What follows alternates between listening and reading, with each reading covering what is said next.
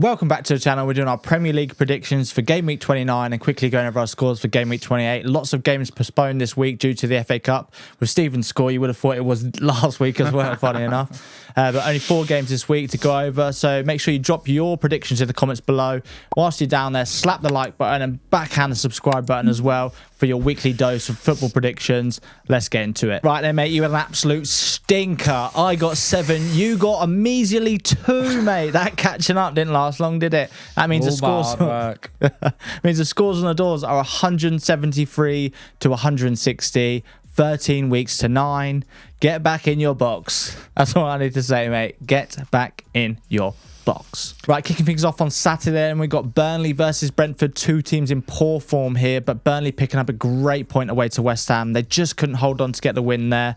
West Ham scoring late on, and Brentford a little unlucky not to get anything against Arsenal. I think both teams will be hoping to pick up all 3 points here.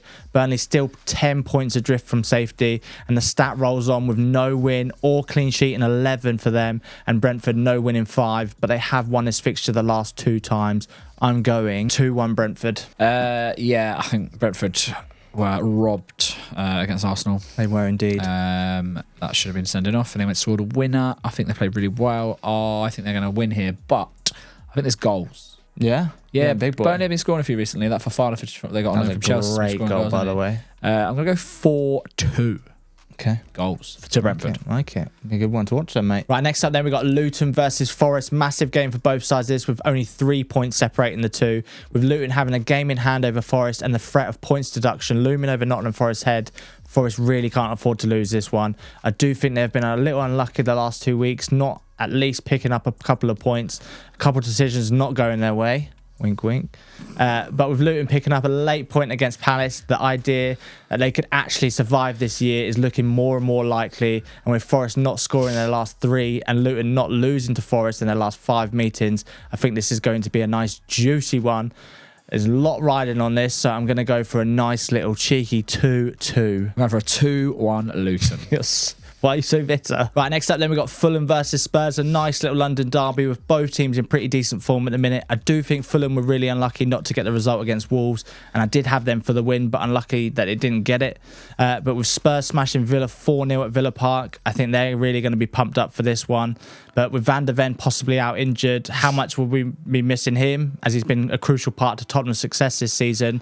Spurs do have a decent record against Fulham. I'm going for a 2-1 Spurs. Yeah, do you know what? Fulham actually been really good at home recently. Yeah, they are worrying me a little bit. I had some good results, scored some goals. I mean, I need to go risky because I've got to catch you. Yeah, so I'm going to go 2-2. Okay.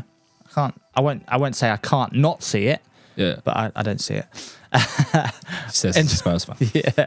Into our Sunday game, then we got West Ham versus Aston Villa, the second battle of the Claret and Blues, 2 weeks running. We had Burnley West Ham last week. Now this. I do think Villa will be a tougher test for the Hammers this week, though, especially after that pumping they got from Spurs. They need to bounce back from that. And with John McGinn out for 3 games, he's going to be a massive miss for them. And he's arguably been one of their best players this season. West Ham, no clean sheet in 11, and Villa unbeaten in their last 7 away games. I do think the midweek game against Ajax and Emery changing the formation up against Spurs made a big difference to Villa's performance. But I do think you could say the same thing for West Ham, obviously being in Europe. But I do think Villa are going to get back to winning ways here. Either way, I'm going for a tight one. 3-2 Villa. I'm going 3-1 Villa. Okay. Let us know in the comments then, guys, your score predictions. Make sure to like and subscribe. And thanks for watching. We'll see you in the next one. Cheers, guys. Cheers.